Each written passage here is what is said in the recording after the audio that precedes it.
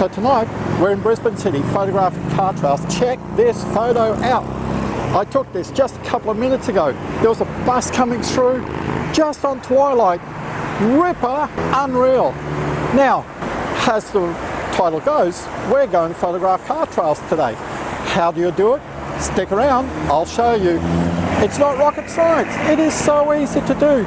Today I'm using my D500 just because we might have to go above 30 seconds, and the D90, I don't have a timer remote for it yet. I'm using the Tokina at 11 to 20 because I want to photograph quite wide, and I'm on 15 mils.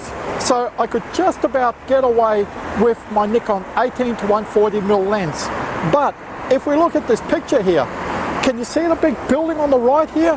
That is the old museum. Well, this dates back to the 60s.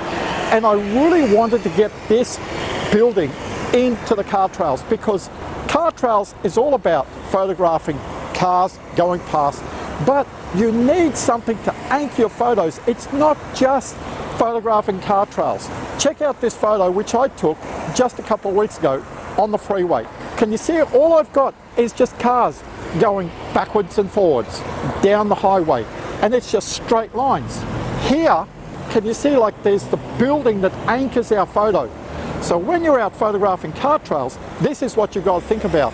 Even though Brisbane is my hometown, it took me around 30 minutes on Google Maps to find the correct spot. And even then, I'd found the spot, go like, beauty, found the spot, got there, totally useless.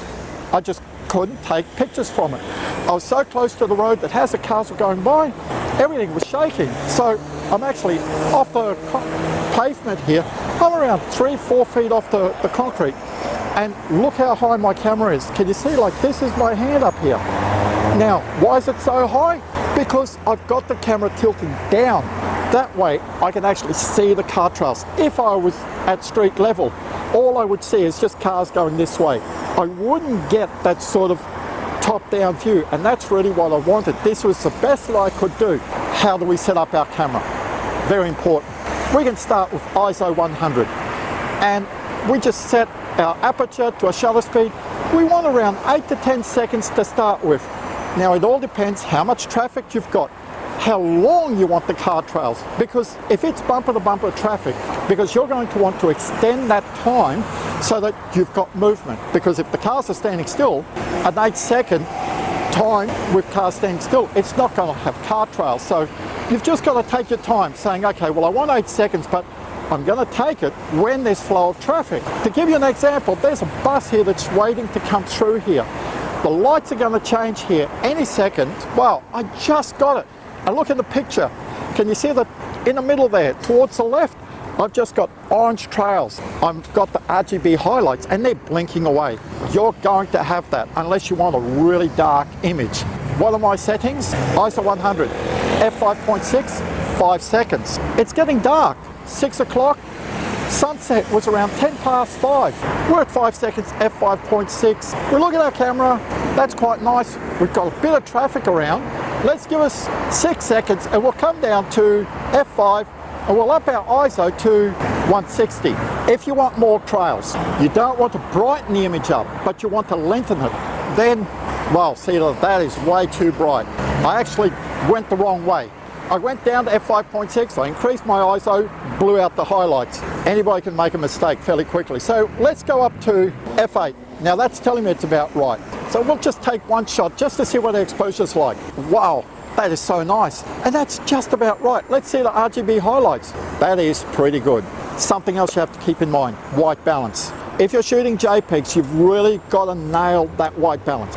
If you get your white balance wrong, then you're stuck with it. You can increase, decrease your brightness in the JPEG. Trying to modify your white balance, that's, out of your hands. You're just going to twist all the colors around. I'm on manual white balance at the moment, but let's go into a preset and we're going to choose fluoro.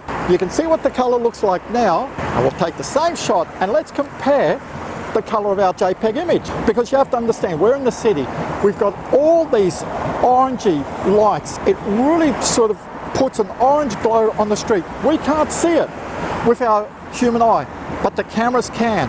This is a little bit less. So the only other option I've got is either to go to auto ISO, to go to auto white balance, or to go to incandescent, but I think incandescent will be too cool. But let's try it. Well, look at that. Incandescent has nailed it. But let's see what auto white balance does. I'm just looking through to see which one is best. So this is auto white balance, this is incandescent, this is fluoro, and you can see fluoro's got a bit of purplish color in there, and this was my manual white balance. And you can see the manual white balance is the best. But if your camera doesn't have that facility that you can set in kelvins, then you're going to be stuck to a preset. Always give the presets a go and just see. Sometimes auto white balance works, sometimes it doesn't. Tonight, auto white balance works. So what are we up to here? We've got 6 seconds, f8, ISO 160. Let's take a shot. Wow, look at that. But it's really nice if like a truck or a bus comes through. Where the buses comes through is on this side road, just to my right here, where I'm pointing this way, and they just come through, but there's a stop sign. The next time I see a bus, we've actually got a bus coming here. Let's take a shot. We should get the bus right in it. I think we've nailed it. Wow, look at that. Can you see those big streaks? That's a bus. And I forgot to mention, I shoot in manual. At night time, you really need to be in manual. Aperture priority, shutter priority is really problematic. In shutter priority and aperture priority, you're relying on the camera to meter, and if there's a lot of dark areas in your image, it's going to underexpose it. So you're going to have to really use that exposure compensation, and sometimes it's still not going to get you there. So it's so much easier just to whack it straight into manual mode, and you just control the length of your exposure by your aperture and your shutter speed. If you want longer car trails, you're going to increase your aperture as well as increase the length of your exposure. Look at that. That's amazing.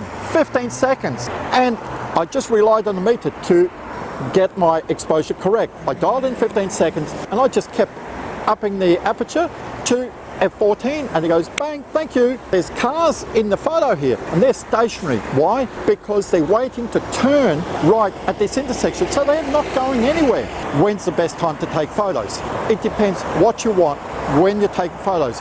The time of day you take will dictate what your photo looks like. Check out this photo here. Can you see how we're just at the start of twilight? We've still got a bit of blue sky. The image looks great, but this shot here was only taken a couple of minutes ago. The sky is black because we're at night time now. It depends what you want. And photography is all about that. What do you want? Do you just want car trails? Or do you want like more in your dynamics of your photo? I prefer shooting just at the start of twilight, when I've got car trails, where it's dark enough to see the headlights, but when there's still a little bit of light in the sky to anchor that shot, to really make that photo stand out from the crowd. Because isn't that what photography is all about? For our last couple of pics, let's face the camera the other way. ISO 100, f22, 20 seconds. Should you be scared of using f22? Not at all. Where you're going to see problems in an image is on the corners. You're not seeing the corners, you're just really seeing the center part of the image. So check out this photo, facing the traffic lights, compared to, can you see it's slightly different?